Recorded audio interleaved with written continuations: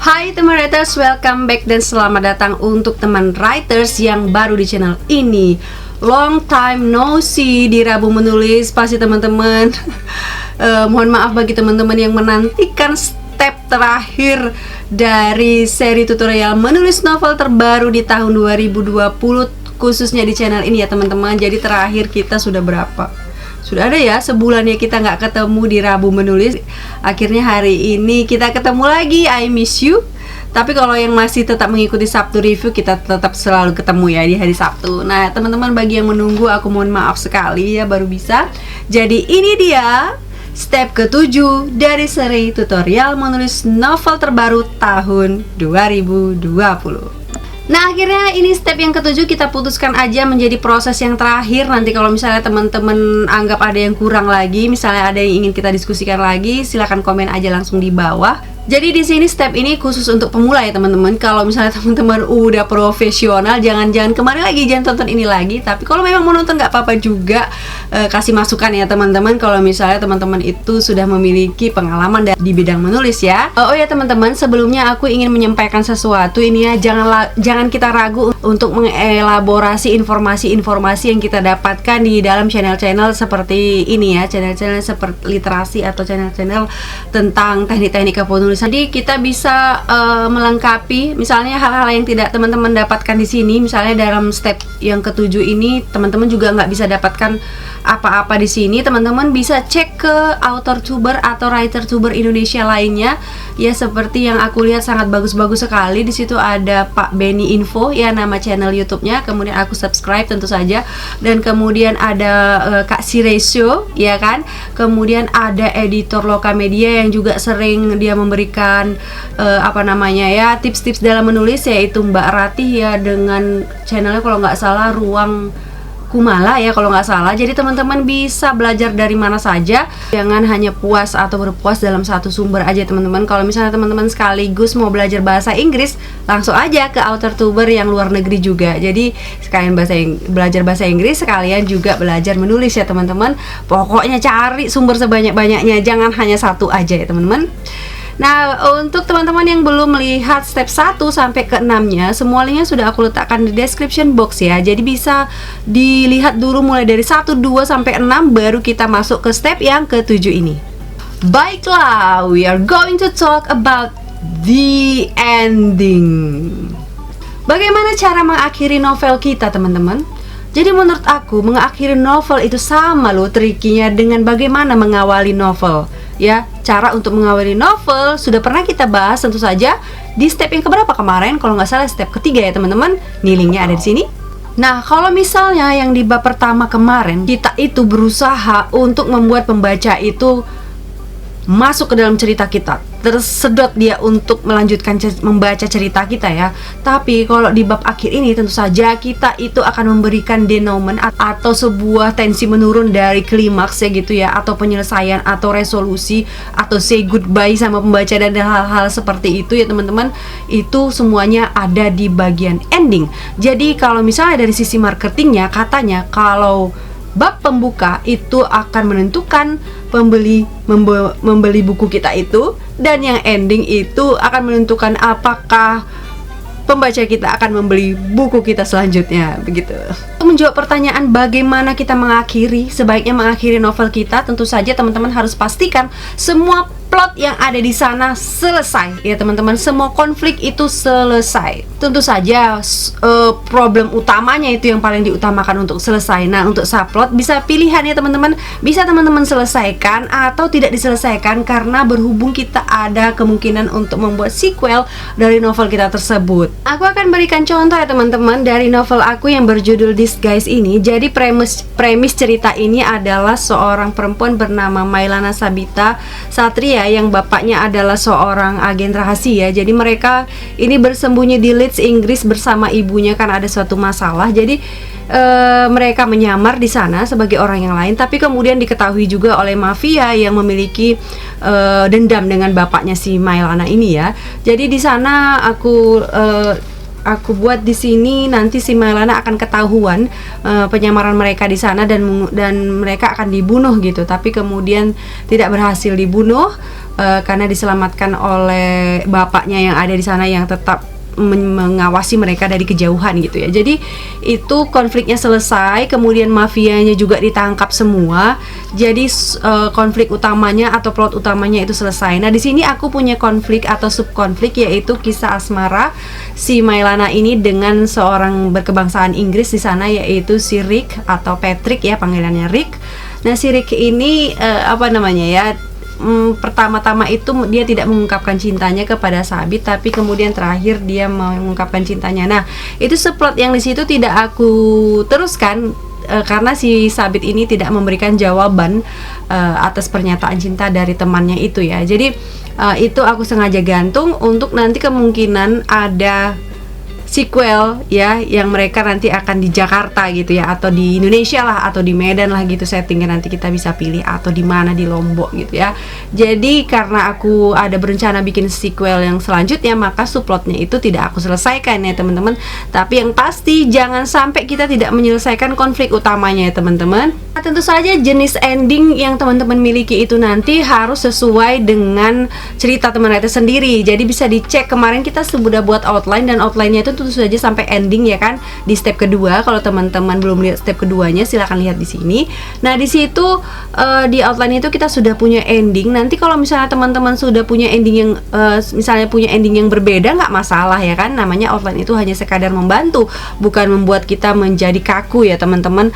Nah, bisa jadi teman-teman itu nanti punya circle ending, yaitu circle ending itu nanti kembali lagi ke awal. Jadi teman-teman sudah menjelaskan bagaimana kondisi sebuah karakter ya, atau seorang karakter, kemudian nanti diceritakan lagi, flashback, balik lagi, nanti ketemu lagi di awal. Nah, itu namanya circle ending atau cliffhanger ending ya, yang membuat itu pembaca mungkin pingin lagi lanjutan ceritanya atau sequel berikutnya, atau juga bisa jadi open ending yang teman-teman itu membuat pembacanya itu menjadi ya udah menerka-nerka sendiri apa yang selanjutnya terjadi ya. Atau bisa juga ada emotional ending yang membuat kita menangis atau tertawa, atau sesuatu yang menggugah perasaan dari pembaca kita, bisa juga seperti itu. Atau misalnya ada juga yang humor ending, atau juga ada yang misalnya moral ending yang membuat kita sadar gitu kan atas kesalahan-kesalahan gitu kan. Udah gitu ada juga twist ending. Nah, sekarang ini khusus kita bahas mengenai twist ending ya teman-teman, karena ada beberapa juga teman writers yang meminta kita untuk membahas twist ending. Nah, twist ending ini memang kenapa selalu disukai, karena memang selalu sering berhasil membawa kesan yang mendalam terhadap buku kita ya. Bagaimana cara membuat yang twist ending ini teman-teman? Yang pasti teman-teman harus persiapkan dari awal supaya twistnya ini nggak terlalu muter kali sehingga keluar dari akal kita. Jadi keluar dari poros logika ya. Kalau misalnya kita nggak persiapkan, itu bisa terpental keluar jauh dari logika pembaca. Jadi yang namanya twist itu tidak juga walaupun kita mematahkan, tetapi harus juga dipersiapkan sejak awal. Oh, jadi tadi yang itu maksudnya ini gitu-gitu. Kita akan membahas beberapa ide-ide jenis yang plot twist ya teman-teman. Jadi bisa nanti kita terapkan dalam penulisan kita ya, bisa kita cobakan nanti di dalam novel teman-teman sekalian. Yang pertama, kita akan bahas dulu apa sih pengertian dari plot twist. Plot twist adalah pembangunan cerita di mana pembaca nggak menduga, di mana ada sesuatu yang mengejutkan atau sesuatu yang mengejutkan itu terbongkar. Ya, intinya penulis coba membangun ekspektasi tertentu, tapi kemudian diputar alias ditwist, ya kan, ekspektasi tersebut dengan menghadirkan atau memunculkan informasi baru. Itu adalah pengertian dari plot twist. Nah, untuk inspirasi teman-teman, kita akan ambil dari plot twistnya film atau beberapa novel ya, supaya bisa menjadi inspirasi bagi kita, nanti bisa kita kembangkan ya teman-teman. Yang pertama, kejutan anggota keluarga ya. Ini tokoh kita ini baru mengetahui bahwa karakter yang membersamainya atau karakter yang diketahuinya dalam cerita itu misalnya bisa jadi dia ayahnya gitu kan, atau ibunya, atau pokoknya bagian dari keluarganya lah, atau kakaknya dan sebagainya gitu. Jadi dia taunya bahwasanya dia selama ini tidak punya saudara, tapi kemudian saudara itu muncul sebagai orang yang mendampinginya dengan kebaikan. Atau bisa juga sebenarnya orang yang menjadi antagonis di dalam cerita tersebut gitu ya. Nah, itu adalah twist yang cukup berhasil ya teman-teman. Kemudian yang kedua, bukan masalah sebenarnya. Ini maksudnya apa? Maksudnya gini ya teman-teman. Permasalahan yang dianggap terbesar itu kita selesaikan, ya kan? Tapi sebenarnya bukan itu permasalahan terbesar. Ada lagi sebenarnya bos di atas bos dari masalah tersebut ya teman-teman. Jadi masalah ini tentu saja harus sudah teman-teman persiapkan, seperti yang kita katakan tadi, itu harus sudah dipersiapkan dari awal. Nah, ini juga selain di permasalahan, ini juga bisa diterapkan pada karakter antagonisnya ya. Misalnya kalau misalnya ini cerita action gitu kan, kita pikir dialah bosnya, udah kita kalahkan mati, rupanya datang bos yang lebih besar ini, lebih besar itu lagi ya. Jadi yang ketiga, reveal the real antagonis ya. Jadi dari awal kita nggak tahu kalau karakter itu adalah antagonis. Misalnya pendamping kita yang selalu baik gitu sama kita, nggak tahunya ternyata karakter pendamping inilah sebenarnya yang merupakan antagonis dari cerita itu. Jadi itu bisa sekali menjadikan inspirasi untuk kita ya teman-teman. Udah gitu, yang keempat, pakai unreliable first person. Nah, unreliable first person ini sudah kita bahas di point of view di sini. Kalau misalnya teman-teman belum pernah lihat ya video tentang point of view. Nah, unreliable first person ini adalah first person, tapi dia nggak mengungkapkan sebenarnya ya. Misalnya kalau namanya kita pakai yang point of view first person itu biasanya kita kan, aku berjalan ke dapur, itu kan kita kasih tahu bener-bener kejadian yang ada di cerita tersebut. Tapi kalau yang namanya unreliable, kita nggak ngasih tahu yang sebenarnya. Aku berjalan ke dapur, padahal sebenarnya aku berjalan ke halaman belakang misalnya gitu. Jadi unreliable first person ini bisa nanti kita twist, kita putar di belakangnya teman-teman. Yang kelima, kita bisa mainkan di narator. Jadi narator kita ini bisa jadi adalah benda mati yang bercerita, ya kan? Jadi tapi nanti di terakhir baru dikasih tahu kalau yang bercerita sepanjang itu adalah sebuah benda mati gitu. Misalnya benda mati bisa, atau hantu juga bisa, atau makhluk-makhluk yang aneh juga bisa, atau narator orang yang sebenarnya sudah mati menceritakan kejadian kematiannya sendiri, misalnya seperti itu. Nah, itu adalah permainan di narator ya teman-teman. Bisa juga itu menjadikan inspirasi kan untuk kita membuat nanti plot yang twist. Atau misalnya yang keenam, kita menciptakan sesuatu yang dipercayai mati-matian oleh karakter protagonis kita. Percayai bahwa dia itu hidup di sebuah keluarga yang sangat-sangat bahagia. Atau misalnya dia hidup menjadi seperti orang-orang utopia ya kan, orang-orang yang berkecukupan misalnya di negeri yang sangat indah gitu misalnya.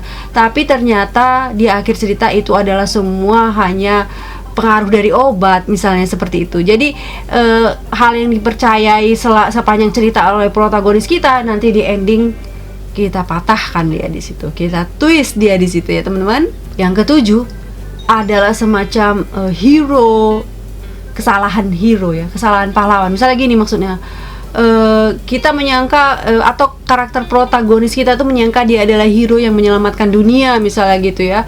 Tapi sebenarnya dia yang dilakukannya itu justru menghancurkan dunia lebih besar lagi ya. Misalnya ini kalau nggak salah di cerita Incredible yang seluruh keluarganya hero itu ternyata malah menghancurkan dunia gitu, yang ke pertamanya ya kalau nggak salah ya ceritanya seperti itu. Nah, itu juga bisa kita buat menjadi twist ending.